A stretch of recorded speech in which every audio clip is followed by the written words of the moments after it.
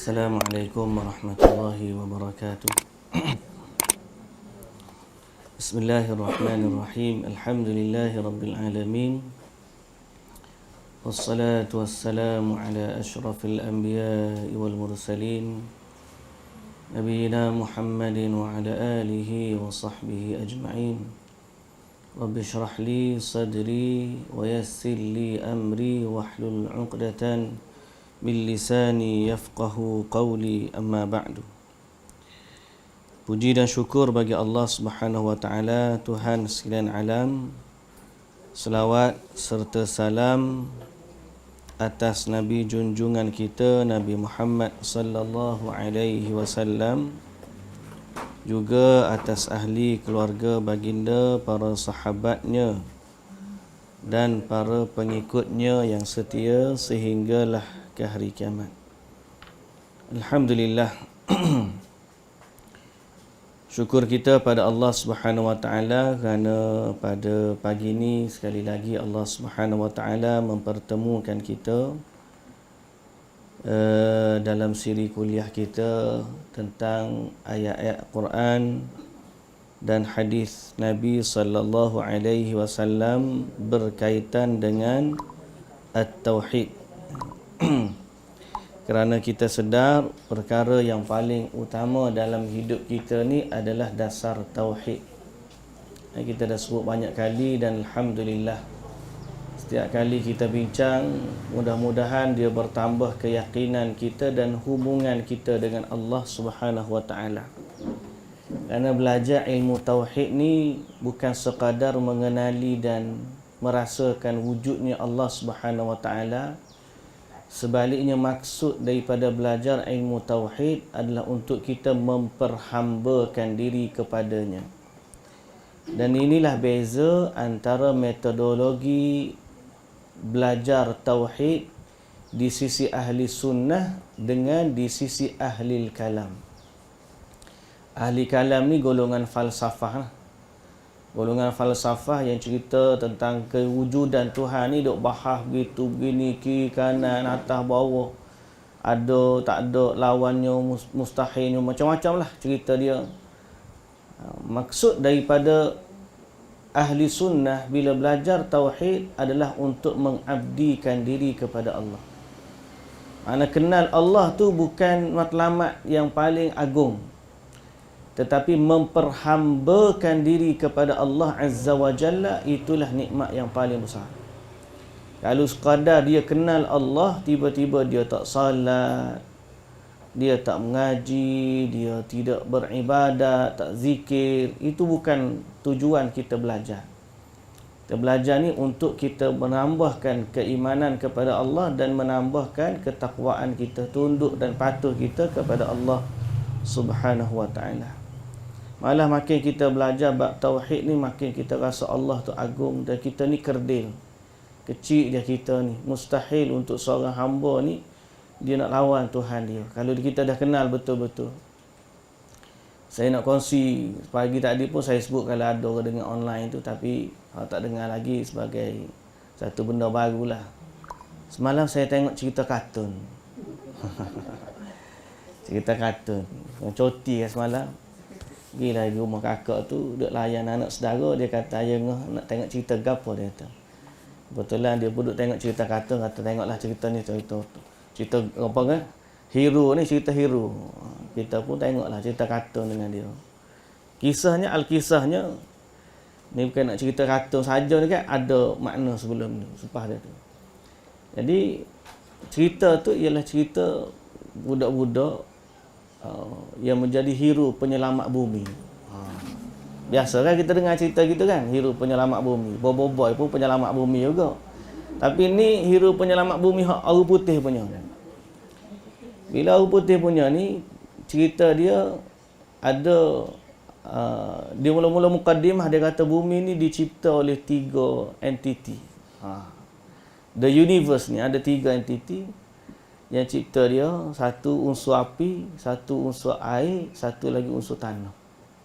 Jadi ada watak-watak yang dia buat tu. Hak ni buat air, ais, hak ni api, hak tu pokok lah, macam-macam lah.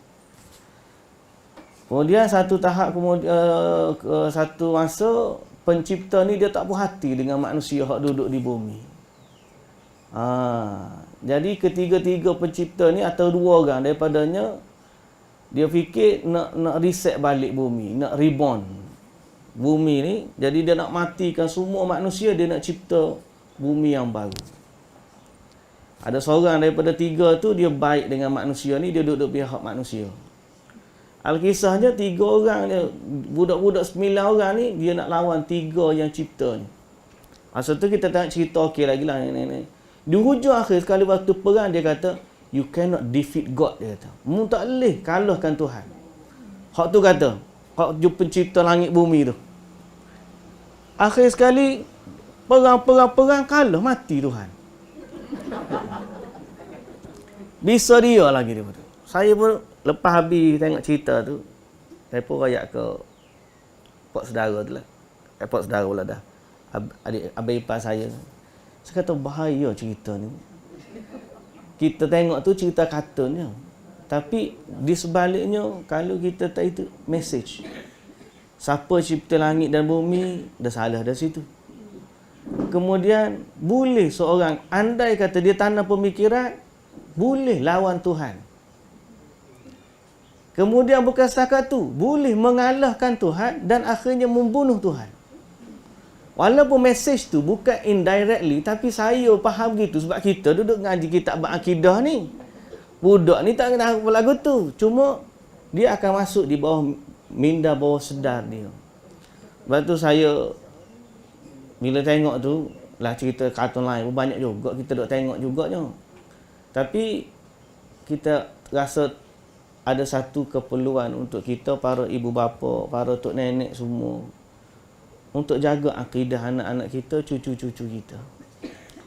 Sebab kalau kita tak bercakap soal tauhid, soal akidah dengan mereka, maka benda-benda ginilah yang akan masuk dalam minda mereka.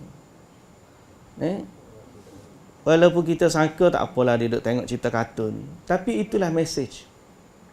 Hari ni berapa ramai orang yang tak rasa takut kepada Allah. Berapa ramai orang tak rasa takut kepada Tuhan. Allah Ta'ala sebut dalam Quran, وَمَا قَدَرُ اللَّهَ حَقَّ قَدْرِهِ. Mereka ni dia tidak menilai Allah dengan sebenar-benar penilaian. Dia rasa Allah tu Tuhan. Okey, Tuhan tu setara mana?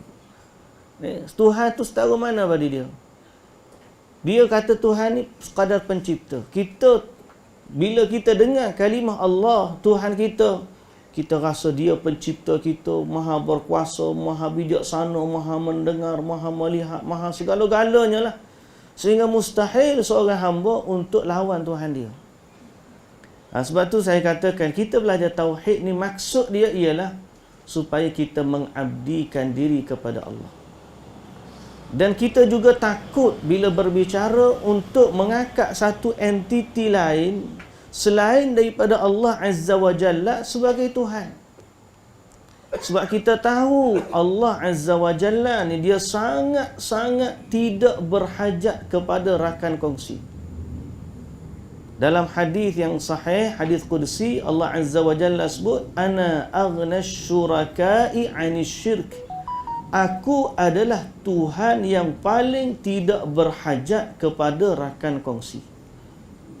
Siapa yang buat amal, dia kongsikan aku dengan sesuatu selain daripadaku, aku tinggalkan dia dan sekutu-sekutunya. Jadi kita faham bila kita belajar tauhid, Allah sangat benci kepada syirik.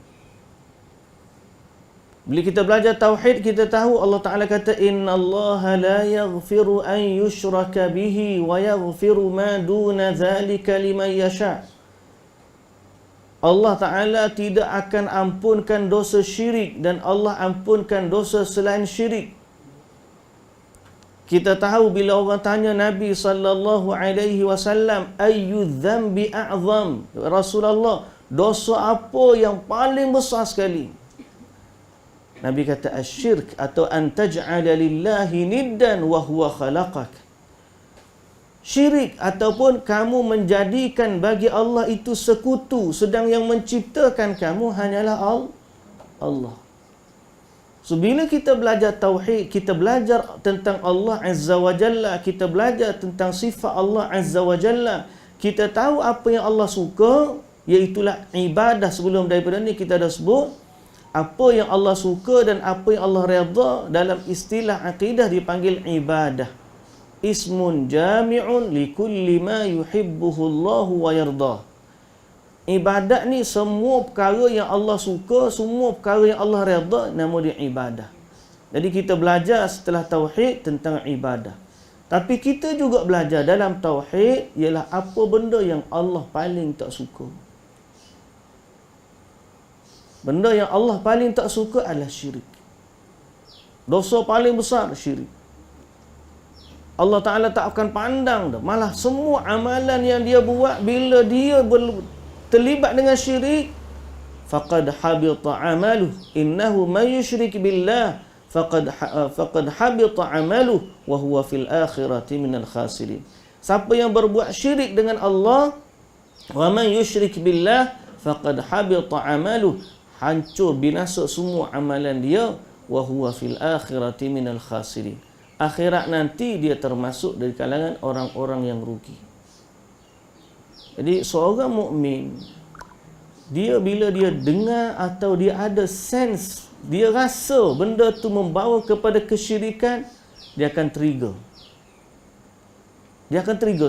Saya bila tengok, bahaya pada kita. Macam mana minda syirik tu boleh masuk dengan dalam minda budak dalam keadaan begitu? Tu pada cerita kartun.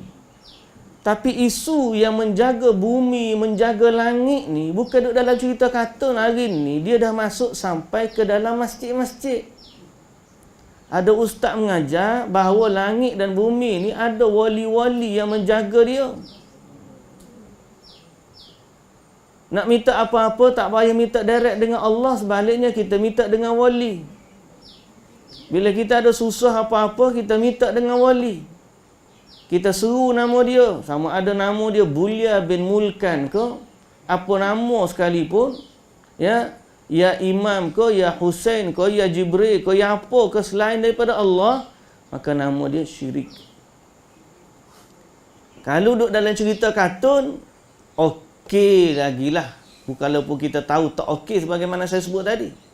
Tapi sekarang ni benda yang sama macam tu, idea yang sama macam tu ada dalam masjid.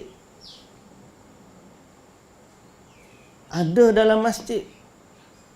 Sehingga dia kata kalau kita menega, kita ni tak lepas dengan wali, niaga kita tak akan jadi. Pasal apa? Sebab kita tak lepas dengan wali ni. Idea ni sama dengan cerita kata nak saya sebut tadi. Bahawalah ada guardian. Well, kadang-kadang cerita tajuk lawan ni Titan lah, Clash of Titans. Guardian of Galaxy. Nama kau nama dia. Kita dengan orang yang ada sense of tauhid, dia ada macam mana benda ni dia boleh rasa the guardian of universe. Kita kata guardian of the universe ni Allah. Dengan para malaikat yang Allah Ta'ala tugaskan untuk jaga di langit semua, tidak ada kadar 4 jari di atas langit, kata Nabi SAW. Melainkan adanya malaikat sama ada rukuk atau sujud, ada berzikir kepada Allah Subhanahu Wa Ta'ala. Itu i'tiqad kita.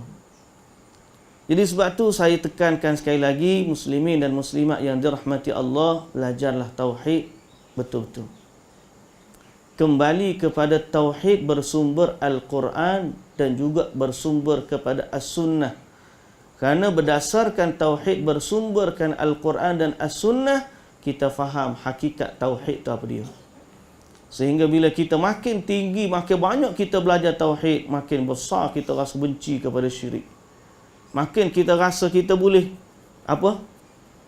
benda kecil, walaupun kita kata kecil, kita rasa hati kita tak sedap. Hati kita pasal apa? Dia bertentangan dengan konsep tauhid yang kita dah ada dalam diri. Istilah magic, black magic dan sebagainya, budak-budak lah ni biasa. Biasa pada dia. So kita tak bimbang, hak budak dengan budak, hak tua dengan orang tua. Akhir sekali wujudlah istilah minta tolong dengan penjaga-penjaga ni. Orang zaman dulu bila nak masuk hutan, dia kata apa? Tok, nenek, tak? Cucu nak tumpang lalu. Tok nenek mana tu? Istilah tok nenek tu untuk nenek mana? Lepas tu dia kata tak apa, dia jaga kebun. Dia jaga kebun. Dia kata ada seorang ustaz tu, ustaz lah dalam kod lah. Dia kata serupa ya kalau kita upah orang dengan upah jin pun. Upah orang kita bayar gaji, upah jin kita beri makan lah, beri darah, beri tulang. Oh, dia ingat benda tu serupa. Ajaib. Ni ustaz tu hidup lagi. Aktif lagi, viral lagi dekat Facebook, TikTok. Serupa ya pada dia. Kalau kita upah orang kan kita upah jin. Jaga kebun. Dia kata orang-orang zaman dulu biasa je jaga kebun ni. Dia upah jin untuk jaga. Dia beras. Kalau pergi orang ni kena beri beras apa? Sekilo ke sehari ataupun banyak-banyak. Dia kata upah jin tak apa, sebutir ya setahun. Beras. Dia tak tahu hak dia jual kepada dia sebenarnya. Dia jual adalah tauhid dia. Akidah dia.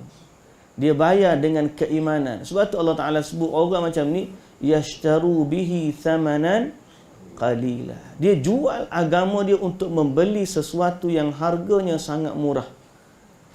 Dia jual agama dia untuk dapat khidmat jin jaga kebun. Allahu Akbar. Dia jual agama dia untuk lindungi keluarga dia daripada penyakit cacing. Dia jual perkara-perkara hidup dia yang paling berharga untuk dapat serendah-rendah manfaat. Liyashtaru bihi thamanan qalila. Sebab tu kita bila kita belajar tauhid, kita tahu nilai yang paling besar dalam hidup kita adalah tauhid. Dan bab hak ni yang kita nak baca pada pagi ni. Bab pagi ni ialah pada bab meminta perlindungan kepada selain Allah adalah syirik. Tajuk dia apa situ? Baca. Saya ni kena guna buku PDF. Tinggal buka betul. Isti'adzah kepada selain Allah adalah syirik. Isti'adzah tu maksud dia meminta perlindungan. Bab yang ke-13. Bab 13. Muka surat berapa situ? 47. Okey.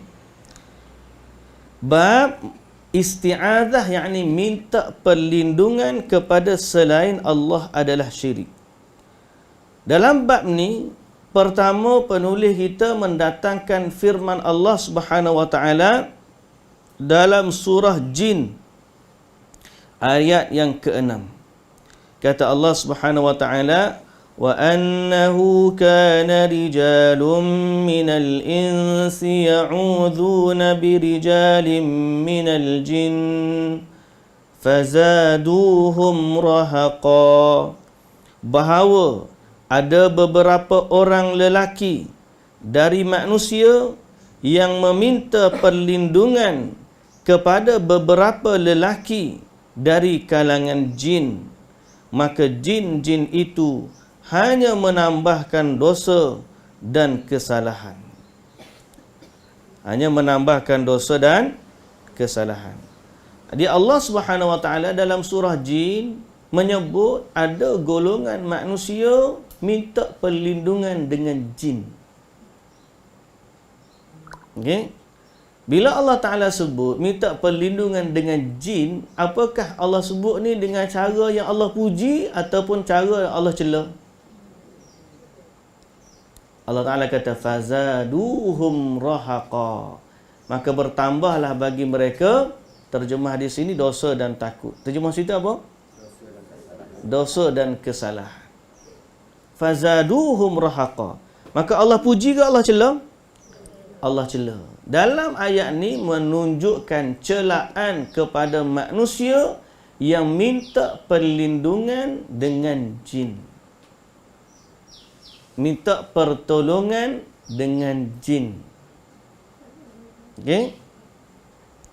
Walau apa pun bentuk dia, Allah Subhanahu wa taala tidak suruh kita minta pertolongan dengan jin. Okey.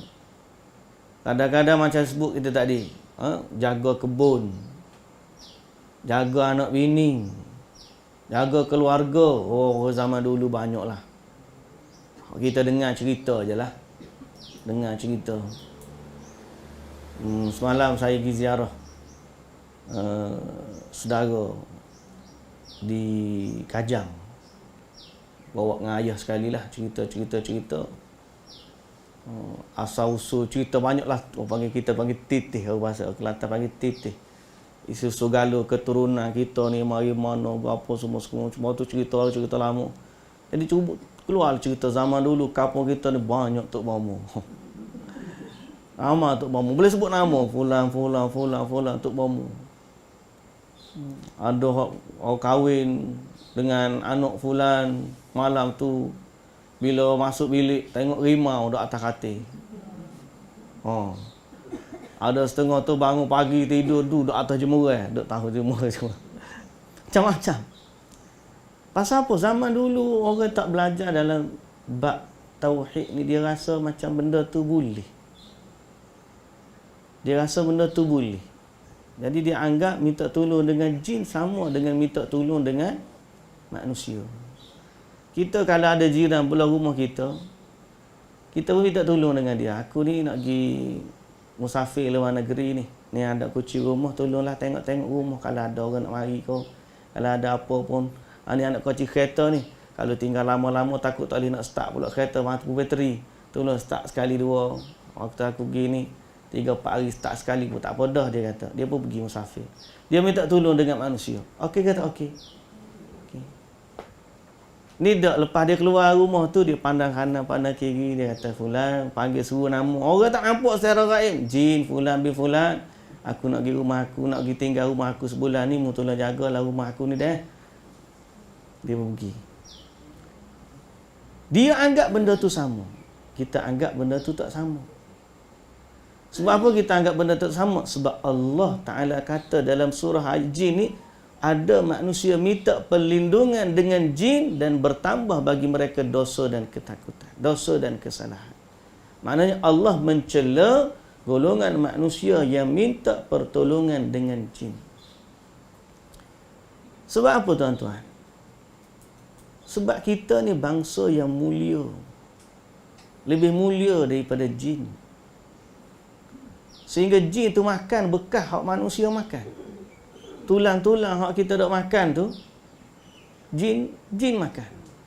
Dan kalau kita nak buang, nak suruh makan, jin makan tulang hak kita makan tu, nak bagi makan jin Islam saja, waktu kita buang tu tulang, bacalah bismillah. Ada hadis yang sebut perkara tersebut. Bila kita nak kita buang tulang tu, bila kita buang kita baca bismillah, insya-Allah. Maknanya akan makan dia adalah jin Islam je lah. Okey, tapi nak sebutnya dia walaupun Islam sekalipun kita tidak diajar untuk minta tolong dengan dia. Walaupun dia Islam. Allah Taala cela dalam ayat ni. Sebaliknya, bila kita belajar tauhid, kita nak minta tolong dengan siapa? Kita kata tadi jin dengan manusia mana mulia? Mulia manusia. Dan sepatutnya orang ni dia nak berlindung atau minta tolong dengan seseorang, dia minta tolong kepada yang lebih mulia ke atau lebih rendah kedudukan? Mulia. Kita nak minta tolong sama-sama manusia. Minta tolong dengan orang yang lebih mulia ke minta tolong dengan orang lebih hina? Lebih mulia ataupun lebih mampu melakukan apa yang kita minta tu. Kita tak minta tolong dengan orang yang tak mampu. Nanti kita akan bahas bab macam mana hukum minta tolong dengan manusia. Boleh ataupun tidak boleh. Sebab kadang-kadang manusia ni, dia faham kalau begitu tak payah minta tolong dengan orang. Jangan minta tolong orang bawa kereta kita. Jangan minta tolong orang masuk rumah kita. Buat sendiri belakang. Minta dengan Tuhan belakang. Ini orang yang dia panggil tak faham konsep isti'adzah dan tak faham konsep isti'anah. Okey. Isti'adzah maksud berlindung. Kalimah dia a'udzu. Biasanya kita berlindung dengan apa? dengan Allah. Kalimah dia a'udzu billahi minasyaitonir rajim. Dan Allah ajar tak kita untuk berlindung dengan dia? Ajar. Macam mana Allah Ta'ala ajar? Pertama, qul a'udzu birabbil falaq. Qul a'udzu birabbin nas. Ada banyak isti'azah yang Allah Ta'ala suruh kita berlindung dengan dia. Dan Nabi SAW juga ajar kita berlindung dengan Allah. Sama ada daripada penyakit zahir ataupun penyakit masalah hati.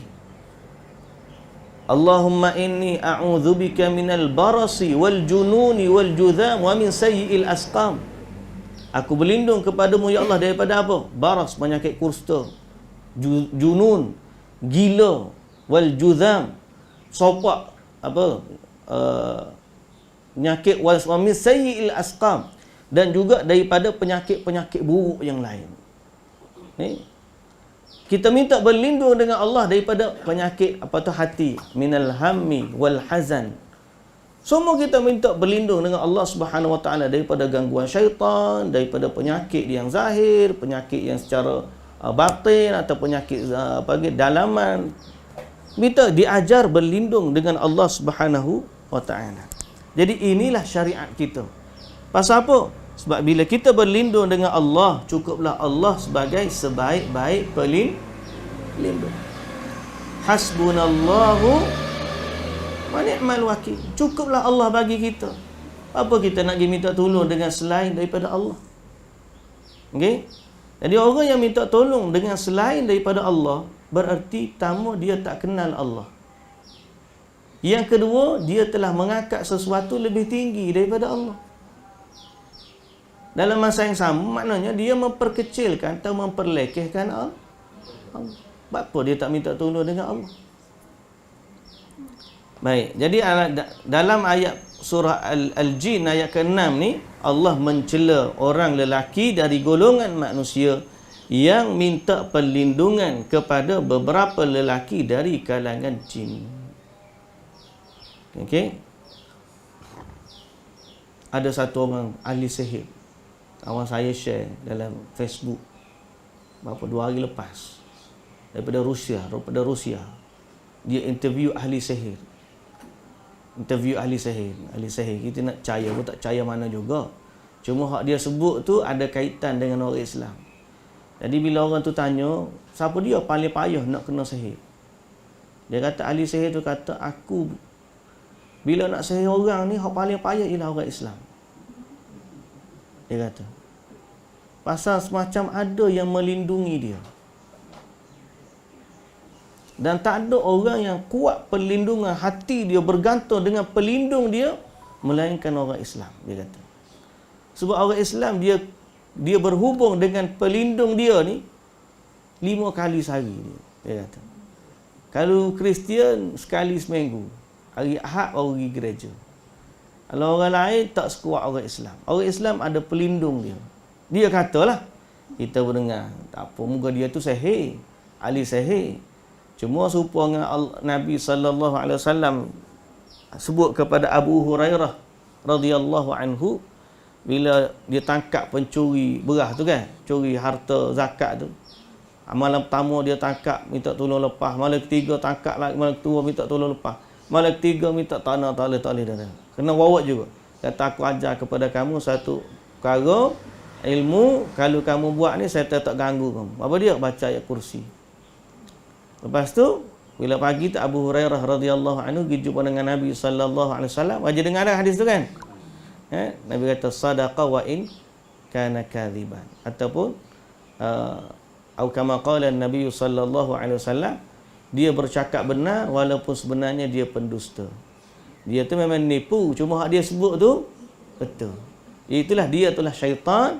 Dia ngaku bahawa waktu orang Islam baca ayat kursi sewaktu nak tidur, maka syaitan tak boleh ganggu dia. Supaya tak ada jugalah kita kata. Kita tu ahli sihir, kita tahu jenis nipu dah. Cuma bila dia sebut tu sesuai dengan kita, tu kata betul lah. Sebab kita orang Islam ni memang ada connection dengan Allah Subhanahu Wa Taala. Dan dia menambahkan keyakinan kepada kita. Maknanya apa? Kalau kita nak minta perlindungan dengan sesuatu, mintalah perlindungan dengan Allah. Sebab tu Nabi SAW ajar kita, wa idza sta'anta fasta'in billah. Bila meminta tolong dengan Allah. Kenapa pergi minta tolong dengan selain daripada Allah? Yang ni masalah ni. Bila tak belajar tauhid, dia rasa boleh minta tolong dengan selain Allah. Padahal Allah lah sebaik-baik pelindung. Khawlah binti Hakim menuturkan, aku mendengar Rasulullah sallallahu alaihi wasallam bersabda, man nazala manzilan faqala a'udzu bi kalimatillahi tammati min syarri ma khalaq lam yadurruhu syai'un hatta yarhala min manzilihi dzalika. Okey, Rasulullah sallallahu alaihi wasallam bersabda, barang siapa yang singgah di suatu tempat lalu dia berdoa, a'udzu bi kalimatillahi tammati min syarri ma khalaq, aku berlindung dengan Allah, dengan kalam Allah yang maha sempurna dari kejahatan semua makhluk yang ia ciptakan. Siapa yang baca begitu, maka tidak ada sesuatu pun yang membahayakan dirinya sampai dia berganjak dari tempatnya itu. So kalau kita masuk hutan, tempat yang asing kan, so tinggal satu tempat, baca a'udzu bi kalimatillahi tammati min syarri ma khalaq. Baca bismillahilladzi la yadurru ma'asmihi syai'un fil ardi wala fis sama' wa huwas sami'ul alim. Baca itulah, jangan pergi minta tolong dengan tok nenek tadi. Nah. Jangan minta tolong dengan tok nenek, minta tolong dengan Allah. Okey? Baik, muslimin dan muslimat yang dirahmati Allah Subhanahu wa taala sekalian. Maka dalam bab ini okey,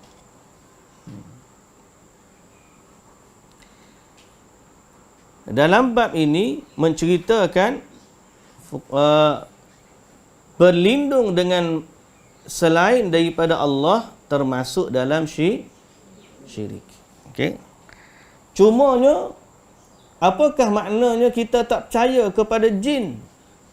Jawapan dia, kita percaya. Kalau berlaku sihir, berlaku gangguan daripada jin, percaya betul. Benda tu memang ada, memang wujud. Okay? Cuma kita nak minta tolong dia ke minta tolong Allah? Ada orang tanya tiba-tiba, apa hukum kita merawat ilmu sihir dengan sihir? Maknanya dia hantar jin mari, kita pun panggil jin lain lawan dia.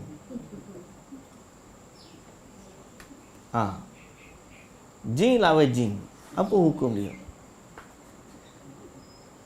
Hukum dia tak tahulah siapa menang, siapa kalah. Tapi sebelum daripada kawan tu menang, siapa tu kawan tu kalah, maka seorang tu telah menjual agamanya. Itu paling bahaya sekali. Dia tak penting siapa menang, siapa kalah tu. Boleh jadi jin hak kita minta tolong tu menang, orang tu minta tolong tu menang, atau jin hak orang tu minta tolong tu kalah. Tapi sebelum menang kau kalah ke, hak nombor satu sekali dia telah gagal, ialah apabila dia jual agama dia, minta tolong dengan jin. Jadi sebab tu kalau orang tu kena sihir, jawapan dia minta tolong dengan Allah. Allah Ta'ala kata, wa ma hum bidarrina bihi min ahadin illa biidnillah. Tidak ada yang boleh memberikan mudarat sesuatu pun kecuali dengan izin Allah. Baik. Yang kedua, dalam bab ni juga, seorang yang al-isti'adzah, orang yang minta perlindungan, kenapa dia dicela? Kerana orang yang minta pertolongan itu telah menggantungkan harapan kepada sesuatu yang dia minta tolong. Okey, sesuatu yang dia minta tolong dan bergantung kepadanya, maka ini termasuk daripada jenis-jenis syirik. Bila dia minta tolong secara gaib lah, secara gaib. Adapun minta tolong dengan sesuatu secara biasa, itu dibenarkan. Baik.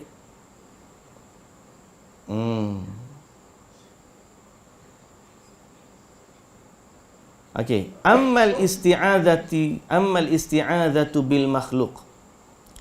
Adapun berlindung dengan makhluk. Fa in kana al makhluk la yaqdiru alaihi fahiya min asy-syirk. Minta tolong dengan makhluk. Minta tolong dengan makhluk. Okey. Ada dua jenis. Ada dua jenis. Jenis yang pertama, makhluk tersebut tidak mampu buat apa yang dia minta tolong. Okay? Makhluk itu tidak mampu buat apa yang dia minta tolong. Maka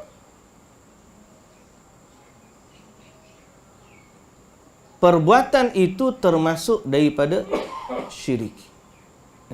Kerana apa? Sebab dia tak mampu. Kita minta tolong dengan dia atas dasar apa? Adapun dalam perkara yang dia mampu, seperti kita minta tolong orang tak ada, jiran kita, dalam kemampuan dia nak tengok rumah kita. Kita minta tolong seseorang pergi ambil air. Kita minta tolong seseorang supaya ajar anak kita biar pandai. Itu minta tolong atau minta berlindung daripada perkara yang orang tu mampu. Ada pencuri nak masuk rumah kita, kita pun tengok alarm bunyi. Okey? Kita pun ambil telefon, tekan berapa? 999. Hello polis, ada orang curi nak masuk rumah saya. Boleh tak tolong mari? Boleh pun mari. Maka kita melindungi rumah kita dengan panggilan tadi, minta anggota polis mari jaga rumah kita. Boleh ke tak boleh? Boleh. Pasal dia dalam kadar kemampuan dia. Telefon ada orang kat sana. Tapi kalau tiba-tiba watak yang sama. Kita pun tengok ada orang curi, kita pun apa sejadah. Tak ada tangan. Wahai ketua polis negara. Kita seru dia. Dia dengar tak gitu? Tak dengar. Itu bukan dalam kadar kemampuan dia. Tu minta tolong dengan ketua polis hak hidup lagi, tapi kita duduk tak ada tangan. Wahai ketua polis. Cuba bayang kalau tiba-tiba minta dengan polis yang dah mati. Waktu dia hidup dia polis, waktu dia mati tu matilah dia. Kita pun suruh nama dia. Ada jiran kita dulu polis. Tengok orang curi nak masuk, dia pun tak ada tangan. Wahai fulan bin fulan, suruh jiran dia hak mati dulu, sebelum tu dia anggota polis. Boleh tolong tak boleh tolong? Tak boleh tolong. Apatah lagi orang yang dah lama mati dulu-dulu lagi. Hak kita pun tak kenal. Mana kekuasaan dia untuk bantu? Jawapan dia tak ada. Maka tidak boleh minta tolong dengan makhluk di luar daripada kemampuan dia. Tapi boleh untuk minta tolong pada makhluk dalam perkara yang di dalam kemampuannya. Adapun sebagai contoh, real sekarang ni berlaku apabila orang minta tolong dengan orang mati. Pergi ke kubur-kubur keramat. Okay. Ada kemampuan tak dia nak tolong? Jawapan dia tak ada. Tapi pandai apa dia bagi hujah. Orang alim ni, orang soleh ni dalam kubur dia tak mati. Dia hidup. Kan Allah Ta'ala kata orang mati syahid tu, bal ahya'un 'inda rabbihim yurzaqun. Bahkan mereka hidup di sisi Allah, diberi rezeki. Ada seorang ustaz tu mengajak, dia lagi boleh tolong. Sebab zaman dulu waktu dia hidup, dia kena makan, kena minum, kena gapo. Ni dalam kubur tak kena makan, tak kena minum, duduk situ. Kau dia boleh tolong. Kita pun tak boleh nak bayang cara dia berfikir tu macam mana. Sebab tu manusia ni kalau tak ada panduan daripada Al-Quran, tak ada panduan daripada sunnah, dia akan ikut hawa nafsu. Hawa nafsu lah kata, boleh orang mati tolong kita. Sebab dia dalam kubur tu pun dia hidup. Masalahnya dia memang hidup, tapi alam dia lain. Kalau dia boleh tolong orang hidup ni, nescaya tok nenek dah balik rumah, dah royakkan anak cucu. Bangun, jangan tidur, sembahyang subuh. Nah, tengah-tengah kita nak buat kerja ke apa semua, orang nak makan rasuah tu tidur, nampak muka mak dia hak mati dah di alam barzakh tu. Jangan ambil rasuah, hai anakku, nanti saya esok memberat masuk kubur. Nescaya ayat lagu tu dah. Tapi tak, orang mati pun tak boleh tolong dah. Anak cucu dia sendiri pun dia tak boleh tolong. Apatah lagi orang lain. Bukan setakat anak cucu dia sendiri. Dia nak tolong diri dia sendiri. Nak tambah amal soleh dia, boleh ke tak boleh? Tak boleh. Idza mata ibnu Adam inqata'a amaluhu illa min thalath. Bila matinya anak Adam, terputus semua amalan dia. Kecuali 3 perkara. Sedekah jariah tu pun dia buat masa hidup dulu. Ilmu yang bermanfaat dia buat masa hidup dia dulu. Anak yang saleh yang mendoakan kedua ibu bapanya, hak dia kahwin masa dia hidup dulu. Boleh tak? Tiba-tiba dia nak kahwin, dapat zuriat lepas dia mati. Oh, ada. Ngaji ilmu-ilmu hak pelik-pelik tu, tok guru dia, roh tok guru dia mari nak menikah dengan pengikut dia ni. Hak mana perantara dia ni? Hak tok guru hidup ni perantara dia ni. Oh, padahal tok guru waktu orang karuknya. Dia kata hono, terus tok guru dulu hak mari norong tu nak mari nak kahwin dengan hak mana dia nak tu. Dia jual nama orang tu padahal dia nak tu. Mana ada seorang yang dah mati maka terputuslah hubungan dia dengan manusia.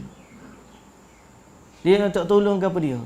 Malah mereka lebih berhajat kepada doa orang yang hidup berbanding orang hidup berhajat kepada pertolongan orang mati.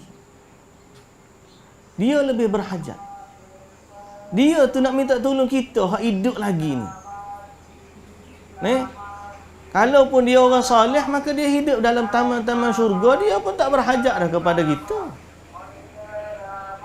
Kalaulah nak minta tolong tu boleh tolong. Macam kita kata hari ni lah, ramai orang kata nak minta tolong dengan Nabi, minta tolong. Kalaulah Nabi SAW boleh bantu umat dia ni, pertama sekali Nabi akan keluar. Kalau yaqadhah tu ada, yang orang panggil yaqadhah, Nabi tu muncul secara zahir. Nampak Nabi mari. Tiba-tiba Nabi mari tu duduk di Indonesia, Nabi mari duduk di Malaysia.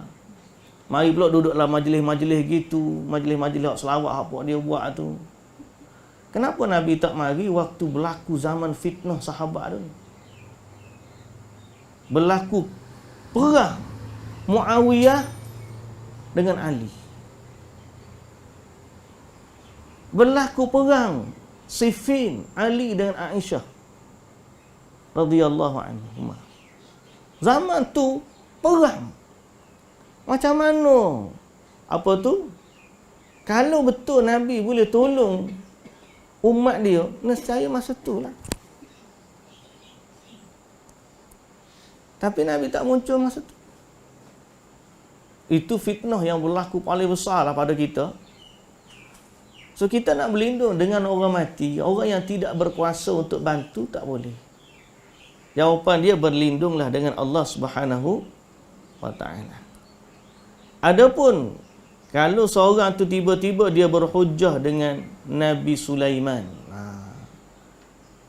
boleh ke tak dia berhujah dengan Nabi Sulaiman tu? Dia kan jin ifrit pun tunduk kepada dia. Jadi jawapan dia, demo tu Nabi Sulaiman kau. Nabi Sulaiman sebab Allah dah izin dah untuk dia. Allah bagi kekuasaan kepada dia untuk kontrol jin. Dan memang jin patuh tunduk kepada dia. Adapun selain daripada tu, Nabi SAW pun dia kata, kalau tidak aku ingat kepada doa Nabi Sulaiman. Ada satu kes tu Nabi SAW nak menguasai jin. Tapi bila teringat kepada Nabi Sulaiman, doa dia, maka Nabi kata, kalau tidak kerana doa Nabi Sulaiman tu, aku dah itu. Berarti Nabi kita Muhammad sallallahu alaihi wasallam tidak mengajarkan umatnya untuk minta pertolongan dan minta perlindungan daripada jin. So kita berlindunglah dengan Allah. Segala bentuk perlindungan dengan selain daripada Allah kita elak. Sama ada secara lafaz dengan perkataan ataupun dengan benda-benda ataupun dengan tangkal serta azimat. Okey. Pergi ikan puyuh di rumah, curi tak masuk. Kan? Pergi ikan puyuh di rumah, curi tak masuk. Macam-macam orang kita. Mana berlindung daripada pencuri dengan ikan puyuh. Ayolah, dah dia kata gitu. Kalau ada ikan puyuh di rumah, curi tak masuk. Berlindung daripada hujan dengan campur kain di atas bumbung. Kita tak nak bagi hujan, hari ni nak kenduri ni tak nak bagi hujan. Apa dia buat? Dia ambil baju, dia pergi keluar rumah, dia capak atas bumbung. Hari ni jangan bagi hujan. Saya tak pernah tahu dulu benar. Ada kawan saya tu cerita. Kejap-kejap baju dia hilang. Baju dia hilang. Dia pun tak tahu baju dia ke mana. Dia pun buat donor lah. Satu hari dia kata area rumah, area TV ke apa rosak. Naik atas bumbung, tengok baju di atas bumbung. Baru dia tahu. Bila tanya, rupanya ada amalan. Orang tak nak bagi hujan, ambil, capuk baju atas bumbung. Ada? Dulu-dulu ada? Ada. Cuma lah ni orang kita, kalau lupa dia tak buat, muka flat tinggi. Tak siapa nak capuk. Kalau zaman-zaman dulu, memang dia capuk. So, kita ni banyak kadang-kadang amalan berlindung dengan selain daripada Allah. Itu kena hati-hati. Bila kita belajar bab tauhid ni, kita berkata, aku kalau nak berlindung tak minta dah dengan selain daripada Allah. Tak nak kena mudarat. A'udzu bikalimatillahi tammati min syarri ma khalaq. Bismillahilladzi la yadurru ma'asmihi syai'un fil ardi wala fis sama' wa huwas samiul alim. Ataupun banyak lagi doa-doa perlindungan yang kita minta dengan Allah Subhanahu Wa Taala. Tak boleh ke Arab pun kita kata, ya Allah, hari ni janganlah bagi hujan, hari ni aku nak kenduri, ya Allah. Minta dengan Allah, apa salah? Dah. Kalau anak kita nak puasa, anak kita sakit, ya Allah, aku ni anak-anak nak puasa, ya Allah, berjayakanlah anak aku. So, makin kita belajar tauhid, makin kita rasa kita nak minta dengan Allah Subhanahu Wa Taala. Okey? Nak minta tolong dengan manusia boleh dengan perkara-perkara yang dalam kemampuan dia. Dalam kemampuan dia. Jangan duk seru-seru nama. Kadang-kadang orang kata, madat-madat. Itu bab satu lagi.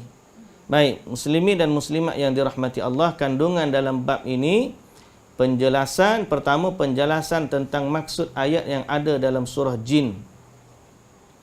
Okey? Dia kata, nota kaki dalam ayat ini Allah memberitahukan bahawa ada di antara manusia yang minta perlindungan kepada jin agar merasa aman dari apa yang mereka khawatirkan. Akan tetapi jin itu justru menambah dosa dan rasa khawatir bagi mereka kerana mereka tidak meminta perlindungan kepada Allah. Dengan demikian ayat ini menunjukkan bahawa isti'azah minta perlindungan kepada selain Allah adalah termasuk syirik dan juga terlarang. Jadi sebenarnya jin tu dia tak berani juga dengan kita. Sebab kita lebih mulia.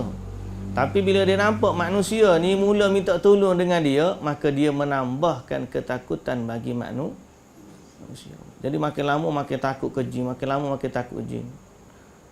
Bodoh gitulah, udah tengok cerita tu jak kecil ni takut ke hatu.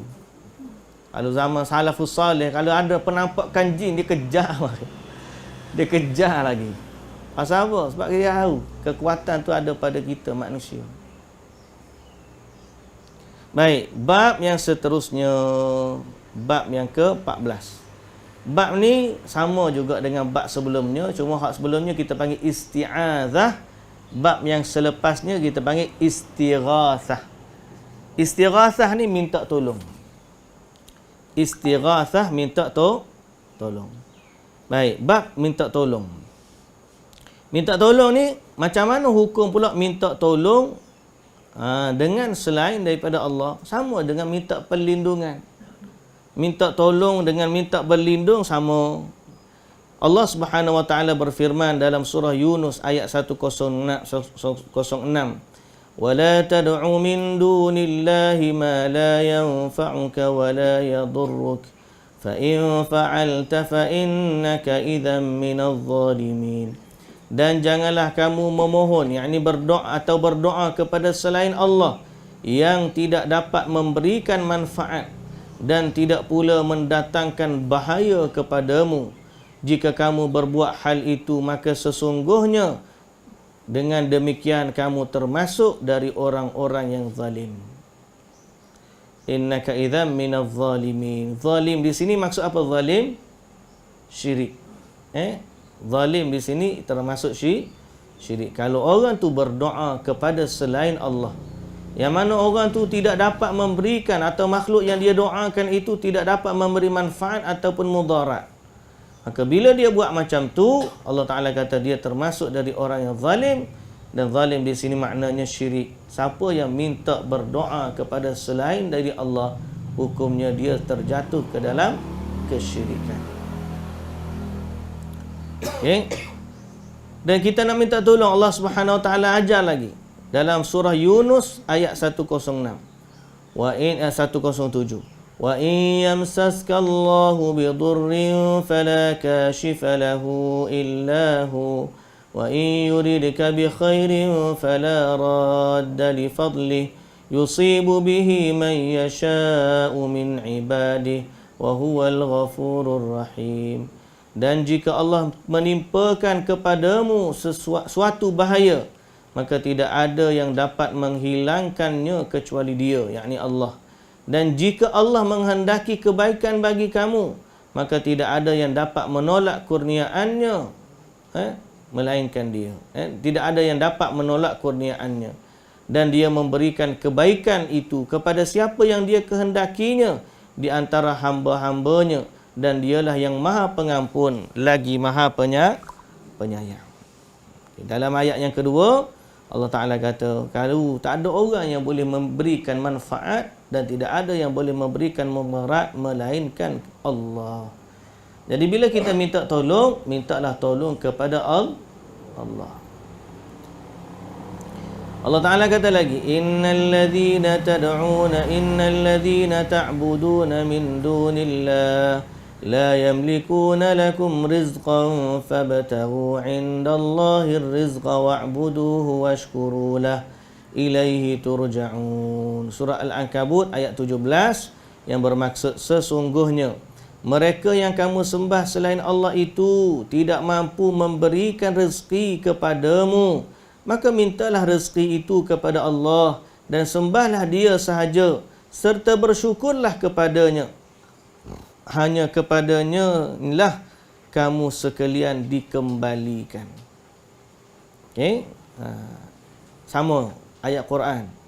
Ayat yang seterusnya surah Al-Ahqaf ayat 5 hingga 6. Wa man adallu mimman yad'u min dunillahi man la yastajibu lahu ila yaumil qiyamah wa hum 'an du'aihim ghafilun. وَإِذَا حُشِرَ النَّاسُ كَانُوا لَهُمْ أَعْدَاءً وَكَانُوا بِعِبَادَتِهِمْ كَافِرِينَ.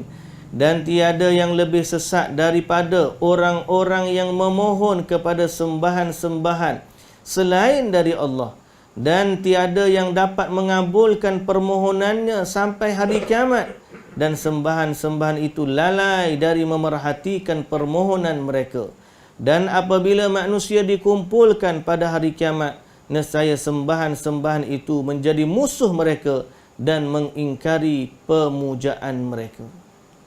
Jadi Allah Ta'ala sebut dalam ayat ni, orang yang menyembah selain daripada Allah ni sesat.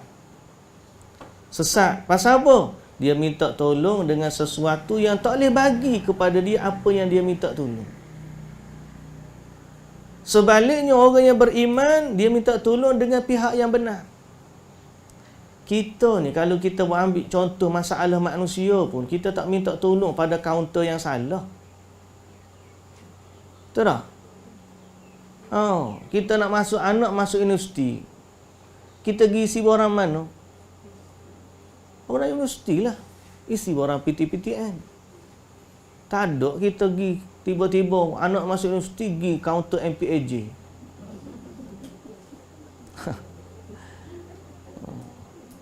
Kita bawa kaunter MPAJ nak buat apa biasa? Renovate rumah. nak gapo counter, dia betul dengan counter dia. Cara mudahlah kita nak faham. Nak ayat tu cara untuk kita faham. Bila kita minta dengan Allah, Allah Ta'ala kata siapa lebih sesat daripada orang minta dengan seseorang yang tak mampu nak bagi yang dia minta. Wa man adallu mimman yad'u min dunillah man la yastajibu lahu ila yaumil qiyamah. Siapa kiamat baru dia tak boleh bagi. Oh, sungguh sesat orang yang minta dengan selain Allah sesuatu yang tidak mampu nak bagi apa yang dia minta sampai kiamat. Minta zuriat dekat pokok. Pokok keramat aku nak zuriat. Bila masuk dia berkuasa memberikan zuriat? Gi kat patung, patung, aku nak rezeki, aku nak kaya, aku nak harta. Bila masuk pokok tu berkuasa. Kalau ada orang mari bawa kapok pun, tebang, patah jatuh pokok tu tak boleh buat apa. Jadi Allah Ta'ala kata sangat-sangat sesat orang yang minta pertolongan dengan sesuatu yang tak mampu nak minta tolong dia. Mintalah dengan kaunter yang betul. Kita minta hajat dengan sesuatu yang mampu, yang memiliki kekuasaan memberikan apa yang kita minta. Dan pihak tersebut hanyalah Allah Subhanahu Wa Ta'ala. Dari sudut perkara gaib kita minta panjang umur, pemurah rezeki, kau sehat, kau gapo kau, semua kita minta dengan Allah Subhanahu Wa Ta'ala. Bahkan dalam ayat yang ke-5 dan 6, dalam ayat yang ke-6 surah Al-Ahqaf ni, pada hari kiamat berhala-berhala atau sembahan-sembahan itu menjadi musuh pula bagi mereka. Dia minta tolong dengan berat kawan ni, harapan dia sampai kiamat boleh tolong. Sampai kiamat jadi musuh, malah sembahan-sembahan itu mengingkari penyembahannya. Siapa suruh mu sembah aku dulu? Aku tak suruh pun. Siapa suruh meminta tolong dengan aku? Aku tak suruh minta tolong pun.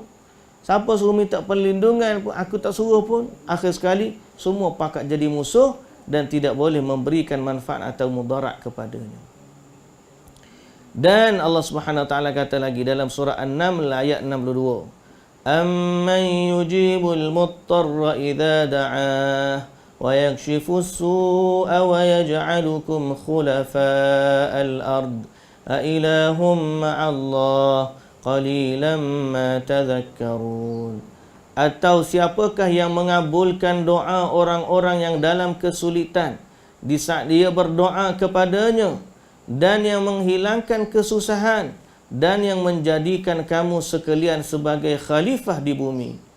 Adakah sesembahan yang lain selain dari Allah? Amat sedikitlah kamu mengingatinya. Jadi Allah Ta'ala kata, kalau minta tolong dengan orang susah, siapa dia yang betul-betul boleh bantu? Jawapan dia Allah. A ilahum ma'allah. Ada tak Tuhan selain daripada Allah? Jawapan dia tak ada. Qalilan ma tadhakkarun. Tapi sangat sedikit orang yang sedar dan berfikir perkara tersebut. Al-Imam At-Tabrani pernah menyebutkan sanadnya, meriwayatkan bahawa pernah ada pada zaman Rasulullah sallallahu alaihi wasallam seorang munafik yang selalu menyakiti orang mukmin.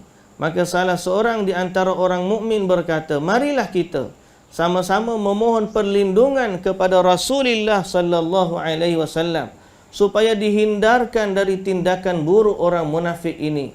Ketika itu Rasulullah sallallahu alaihi wasallam menjawab, innahu la yustaghathu bi wa innama yustaghathu billah. Sesungguhnya aku, kata Nabi sallallahu alaihi wasallam, tidak boleh dimintakan padaku perlindungan. Hanya Allah sahajalah yang boleh dimintakan atau dimintai perlindungan. Okay? Baik. Muslimin dan muslimat yang dirahmati Allah. Tu kita kepada kandungan bab. Kandungan bab ini, istighasah itu pengertiannya lebih khusus daripada berdoa. Apa maksud istighasah? Itu pengertiannya lebih khusus daripada berdoa. Kerana istighasah itu ialah minta perlindungan ketika dalam keadaan sulit supaya dibebaskan dari kesulitan itu. Doa ni minta, tapi istighasah ni minta bantuan sungguh-sungguh untuk mengeluarkan kita daripada kesulitan dan kesusahan yang mendesak itu. Waktu kita panik, contoh tengah-tengah badai ribut di laut, masa tu tak ada orang yang boleh tolong kita. Di saat itu kita pun tak ada tangan kepada Allah. Ya Allah, tolong aku. Ya Allah, tolong aku. Itu dia panggil istighatsah. Minta tolong waktu kita sungguh-sungguh sempit. Dia lebih khusus daripada doa. Okey? Kalau doa pun patut kita minta dengan Allah sahaja, istighatsah lagi patut minta dengan Allah. Sebab istighatsah adalah permohonan yang lebih khusus daripada doa, iaitu doa orang yang terdesak dalam keadaan situasi yang sangat mendesak, di saat tidak ada orang boleh bantu dia melainkan kuasa yang dia percaya lebih daripada biasa. Di saat itu dia minta pertolongan yang luar biasa. Masa itulah manusia dia panggil istighatsah.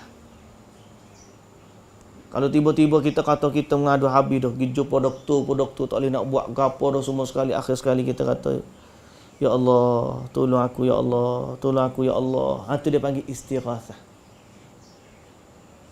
Di saat kita memang keadaan sangat-sangat susah. Okey? Jadi seorang tu bila dia dalam keadaan susah, dia buntu, dia tak tahu dah minta tolong dengan siapa, dah tak ada dah orang. Mikir orang tu tak kena, mikir orang ni tak kena, akhir sekali dia kata buntu. Satu dia boleh tolong aku, ya Allah, tolong aku ya Allah. Istighatsah. Tapi kalau tiba-tiba tengah-tengah mikir orang lain tak boleh tolong dah aku dah, tolong dah aku ya Allah. Tak boleh sebut ya Allah. Ya tolong aku ya Husain, tolong aku ya Husain. Tu maknanya dia telah minta kepada selain Allah. Ya Husain tu siapa dia biasa buat lagu tu? Syiah. Syiah. Ya Husain bin Ali lah. Kalau kita tu ada saudara nama Husain, tak apa Husain, tolong aku Husain. Tu nama dia Husain, kita minta tolong dia. Tapi jangan minta tolong secara gaib lah. Boleh faham tak maksud istighatsah? Pertolongan yang lebih, permohonan yang lebih khusus daripada doa biasa. Yang seterusnya, penjelasan tentang ayat pertama kita dah baca dah tadi. Minta perlindungan kepada selain Allah adalah syirik besar. Orang yang paling saleh sekalipun jika melakukan perbuatan ini untuk mengambil hati orang lain, maka dia termasuk golongan yang musyrik. Mana ni ayat ni? Cuba perhati deh. Nombor 4, perhati molek. Cuba baca Haji Zul. Ayat dia sama dengan hak saya baca. Beza sikit. Sama. Daripada tadi memang sama. Orang yang paling soleh sekalipun jika melakukan perbuatan ini, apa maksud perbuatan ini? Minta tolong dengan selain Allah, kan? Untuk mengambil hati orang lain, sekalipun jika buat tu untuk ambil hati orang lain, bukan percaya pun pada, cuma nak ambil hati je. Nak ambil hati? Lagu mana tu? Allah Ta'ala kata, maka dia termasuk golongan yang musyrik. Sudah. Dia termasuk golongan yang musyrik. Siapa yang dimaksudkan di sini? Baik.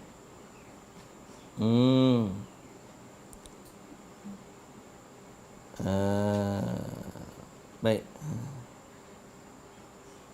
Siapa yang dimaksudkan di sini? Wal khitabu lirrasul. Ayat ni turun kepada siapa? Rasulullah sallallahu alaihi wasallam. Maknanya Allah Taala kata kepada Nabi, kalau kamu buat minta selain kepada Allah, walaupun mu nabi, maka kamu termasuk daripada orang yang zalim. Okey? Tapi Nabi tak buatlah. Cuma Allah Taala kata, fa in fa'alta fa innaka idzan minadh zalimin.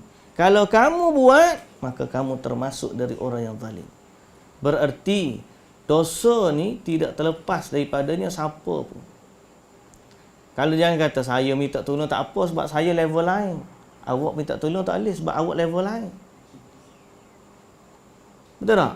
Saya minta tolong dengan jin pun, hati saya kata Allah juga Tuhan saya minta tolong. Awak jangan minta gitulah sebab awak tak siapa lagi makrifat level saya. Jawapan dia, tak kira siapa. Level mana sekalipun, Allah Ta'ala tegur Nabi. Wahai Muhammad, fa in fa'alta fa innaka idzan minadh zalimin. Kalau kamu buat begitu, kamu pun termasuk daripada orang yang zalim. Ada lagi orang lebih tinggi kedudukan dia daripada Nabi? Tak ada. Jadi benda-benda kesyirikan ni, jangan kata kita ni tak apa, kita level lain. Hati saya memang bergantung dengan Allah saja. Kita tahu jaga akidah. Tak. Dia boleh berlaku, kita dah sebut dah. Dia boleh berlaku dengan i'tiqad, dia boleh berlaku pada perkataan, dan dia boleh berlaku pada perbuatan. Walaupun i'tiqad dalam hati kita kata kita jaga, tapi perbuatan yang kita buat tu, atau seseorang tu buat adalah perbuatan yang betul-betul perbuatan syirik, maka dia tidak ada alasan di hadapan Allah. Kalau nak kata sebenarnya saya ni waktu saya tunduk depan patung berhala tu, hati saya ni i'tiqad kepada Allah, cuma saya tunduk saja-saja je. Tak boleh. Okey? Pergi ke apa? Tokong, bakar colok, saya ni saja-saja je. Mau buat apa-apa kalau tidak? Nak ambil hati orang lain. Maka Allah Ta'ala tegur Nabi sallallahu alaihi wasallam. Baik. Yang seterusnya, penjelasan kepada tentang ayat yang kedua, yakni ayat kedua atau ayat pertama menunjukkan bahawa dilarang memohon kepada selain Allah, kerana selain dari Allah tidak dapat memberikan manfaat dan tidak dapat pula mendatangkan bahaya kepada seseorang. Yang keenam, meminta perlindungan kepada selain Allah tidak dapat mendatangkan manfaat duniawi. Di samping perbuatan itu termasuk perbuatan kufur. Dua benda rugi minta dengan selain Allah. Pertama, hak minta tu tak dapat. Yang kedua, jatuh hukum kufur. Bukan semata-mata salah kaunter. Kalau kita ayat tadi, Pak Cik bukan sin, ni tempat nak minta universiti, sini kaunter MPAJ, Pak Cik kena gelai. Minta maaf lah adik, Pak Cik ingat kau boleh minta berlaku asal nama kaunter lah. Bukan sekadar tak dapat apa hak dia minta. Orang yang minta kepada selain Allah, satu tak dapat apa yang dia minta sebab orang hak dia minta tu tak ada kuasa. Tapi lebih parah daripada tu, hukum yang jatuh ke atasnya ialah hukum dia telah mensyirikkan Allah dengan sesuatu. Yang tu lagi berat. Bukan kata tak apalah aku minta, kalau boleh boleh, kalau tak boleh tak apa, saja je mintanya. Ada orang kata gitu. Lah. Kalau demo pergi tempat ni, pergi kubur-kubur keramat, pergi hantu, tengok orang campak belakang siling. Kita pergi, sajalah, mana tahu kalau kita capak siling tiba-tiba dapat. Allah. Dapat tak dapat pertama confirm, kalau dia dapat pun bukan perigi tu bagi, bukan hantu hak bagi. Kalau dia minta dengan hantu pertama dari sudut duniawi, dia tak dapat dah. Pasal hak dia minta perigi tu tak ada kuasa memberi manfaat dan tak ada kuasa menghindar mudarat. Tapi yang lebih parah daripada itu ialah hukum yang jatuh ke atas dia. Sebab tu jangan main-main bab syirik ni. Hukum yang jatuh ke atas dia tu lebih berat daripada hukum hak dia minta, hak dia nak tadi. Hak tak dapat hajat satu, hak jatuh hukum syirik tu lagi berat. Hak tak dapatlah. Hak jatuh hukum syirik, semua amal ibadat hal sebelum ni dia buat, habis rosak binasa belaka. Bahayanya syirik ni. Baik. Yang seterusnya, yang ke-8, meminta rezeki itu hanya kepada Allah sebagaimana halnya meminta syurga.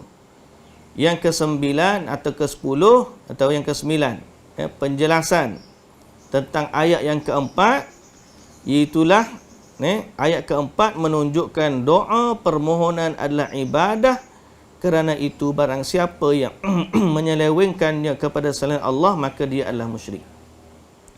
Doa ni juga, satu lagi, doa ni juga adalah maksud seru.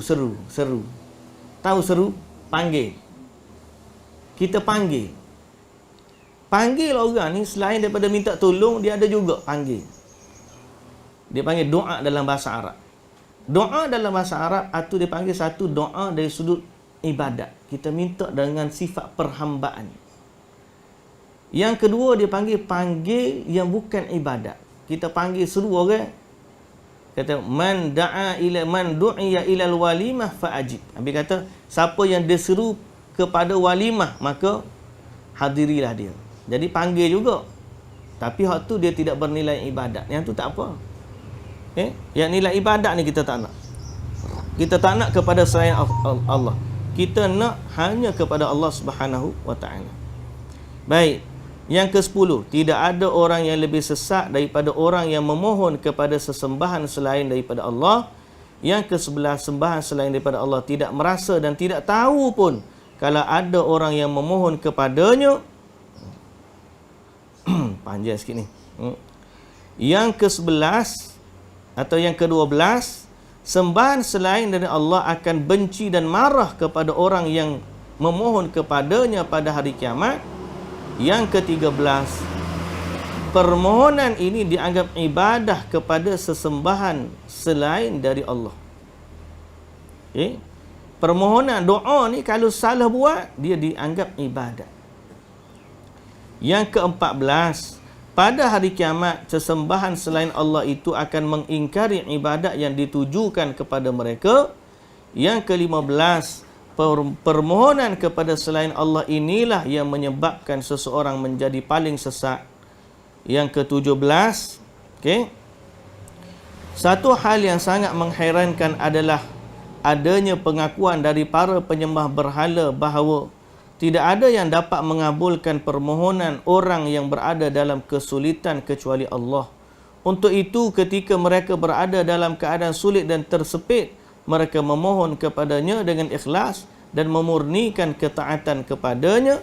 Dan yang ke-18, hadis ini menunjukkan tindakan pencegahan yang dilakukan oleh Rasulullah sallallahu alaihi wasallam untuk melindungi tauhid dan etika sopan santun baginda kepada Allah Subhanahu wa taala. Baik, jadi bab syirik ni kena dipanggil pencegahan. Kena cegah daripada awal lagi. Jangan bila dah terlibat tu kita kata okeylah. Tu kita tak nak. Okey. Baik muslimin dan muslimat yang dirahmati Allah, itulah yang dapat kita sebut pada hari ini. Dari sudut hukum, jangan minta tolong dengan selain Allah dan jangan minta perlindungan kepada selain daripada Allah. So, mintalah hanya sahaja kepada Allah Subhanahu wa taala, kerana Allah lah sebaik-baik pelindung dan Allah lah sebaik-baik tempat kita minta tolong. Dan inilah ikrar kita setiap hari kita baca depan Allah, iyyaka na'budu wa iyyaka nasta'in. Hanya kepada Allah kami menyembah dan hanya kepada Allah kami minta pertolongan. Jangan mulut je kata gitu kepada Allah, habis sembahyang tiba-tiba pergi minta doa kepada selain Allah. Maka ini termasuk daripada orang yang sangat-sangat rugi. Wallahu taala alam. Subhanakallahumma wa bihamdika asyhadu an la ilaha illa anta astaghfiruka wa atubu ilaik. Assalamualaikum warahmatullahi wabarakatuh. Tak ada soalan tak? Ada soalan? Tak ada tak? Saja tutup awal tu tak suruh tanya. Kau ada soalan sungguh? Tak ada? Ada? Nak tanya?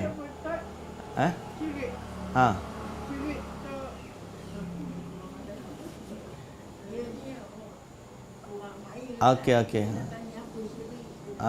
Syirik tu apa?